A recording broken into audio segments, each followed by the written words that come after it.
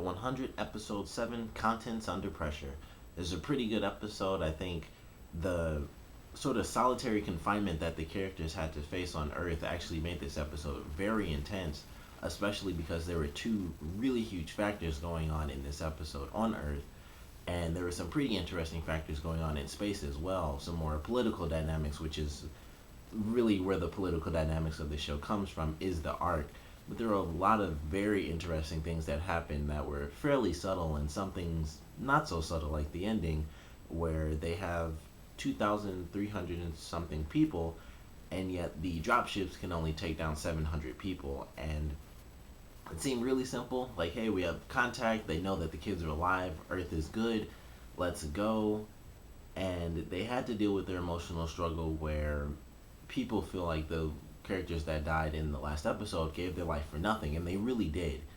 And it was a great episode for that. I love that. Was actually my favorite part because it really showed how the characters were affected, especially the council leaders, how they were affected by the decision they made, because they chose not to wait. They chose not to really believe in Clarke's mother, and she had to put out that message. And when that happened, those people sacrificed their lives, and then a day or so later, day or two later, they get a signal from Earth. They get radio chatter from Earth, and it's as if all these people that died, hundreds of people, I believe it was 200 people, just for no reason they died. They gave themselves up for something that they didn't really have to give themselves up for, at least at this point in time, because who knows what's going to happen with them not having enough dropships now.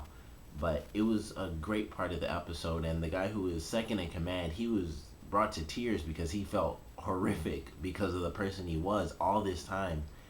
From the very beginning, he was just driven to just kill these people off. Just let them go. Who cares? Let's pick some people, shoot them off into space, save ourselves. And that's all he was trying to do. And he was probably the one who tried to get the chancellor shot in the first place. And he did all this stuff. And then it's like everything worked out in the end. Or at least everything would have worked out for everyone if he just waited, if they just backed off and let her do her thing and waited to see what was going on Earth.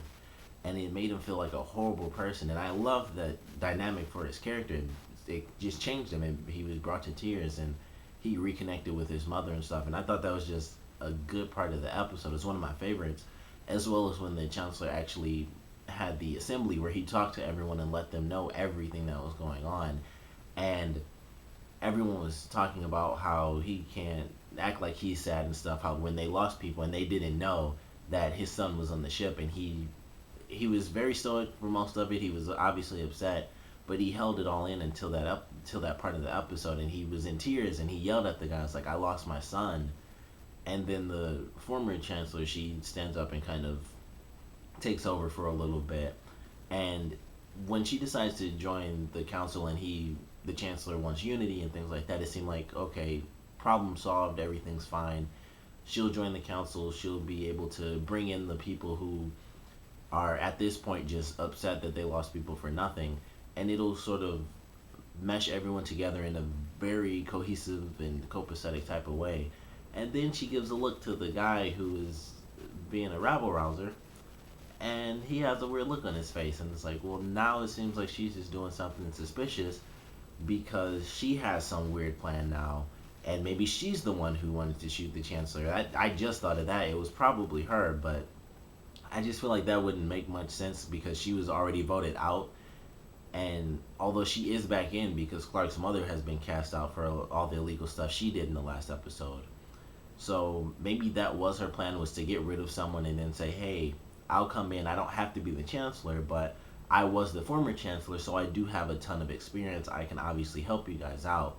And that's what she's doing right now. And as the former chancellor, she knew the biggest problem with them all going to Earth, and it's the fact that not everyone gets to go to Earth. In fact, a really small percentage, less than half of the people get to go to Earth. And it's going to be crazy to see how they figure that stuff out. And once again, they're down to choosing who lives and who dies. And this is actually a much, much grander scale because it seemed fairly simple at first. We let a couple people go, or a couple hundred people die, and it's basically just saves everybody else. That's all there is to it.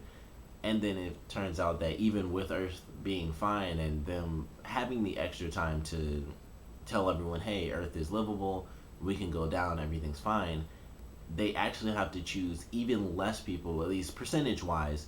They choose even less of a percentage of people living to go to Earth, and everyone else dies. Over 1,000 people are just going to be left up there in space to just be killed because there aren't enough dropships to take everyone down, and they don't have the type of technology to go back and forth, unfortunately, because they just couldn't. They couldn't go to Earth, so they would have no reason to create that type of technology.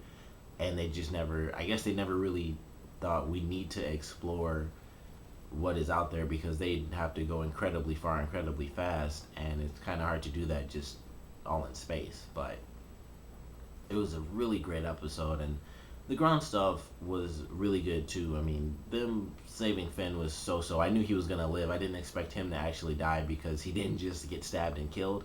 I thought if they show that he could live, he's gonna live. So I wasn't too worried about him. And then the other half of that was the guy that they captured, the grounder, who was off on his own. His story is really interesting to me.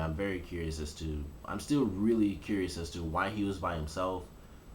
He obviously likes Octavia. He obviously cares a lot about her, and that's the only reason he even saved Finn, because Octavia poisoned herself too, which was really smart on her part. And then we find out in the end of this episode, the guy speaks English. He knew what they were saying. I figured he would, and I thought he would just say something like, "Yeah, I know what you're saying." Like, surprise, I got it. But he said thank you, and I saw in the preview at least he was saying a couple other words. So he's gonna at least talk to Octavian, and I'm sure that's gonna be found out by someone else. They'll hear him say something or whatever. But ultimately, it was a great episode. Interesting to see the guy get tortured too. But overall, I love this episode. It was really good. Love the suspense that's gonna come from the politics once again, especially with the new woman and how she seems to have some agenda now. But it's going to be a pretty good couple episodes. I'm not sure how many left are going to be in this season since it's the very first, and we're only on 6. They'll probably have 12 or maybe 15 episodes. They might even go like the full 21, 22 route, which I would love to see that them get a full 20 or so episodes. But still loving the show. Can't wait to see next week's too, because it seems like some weird thing is going on and it's affecting everyone and making them see stuff. So I'm really curious to see how that plays on the group as a whole and how it might cause them to attack each other, but I don't think it will. I think it'll just kind of make them sort of lose their minds and think that they're being attacked. And it seems like it really focuses on Jasper, but you never really know with trailers. They always make it seem like it's the main point of the episode, and then it could be something totally different. But Jasper's back in it, and he's hallucinating now, and so it could be because of the smoke, or it could be because of the storm. Something happened where it doesn't kill them like the acid fog, but it's an earth storm, so it might be a little bit more than just rain. So we'll have to wait and see next week. But comment below, let me know what you guys thought of this episode. Favorite parts, least favorite parts. And with the grounder being captured by the 100, how do you guys think that's going to play out in the end? Do you guys think he's going to live and escape? Do you guys think Octavia might let him go somehow, even though he's like 3 levels up inside of the escape pod? I don't know how that would really work out, but what do you guys think is going to happen with that character? Comment below, let me know, and thanks for watching.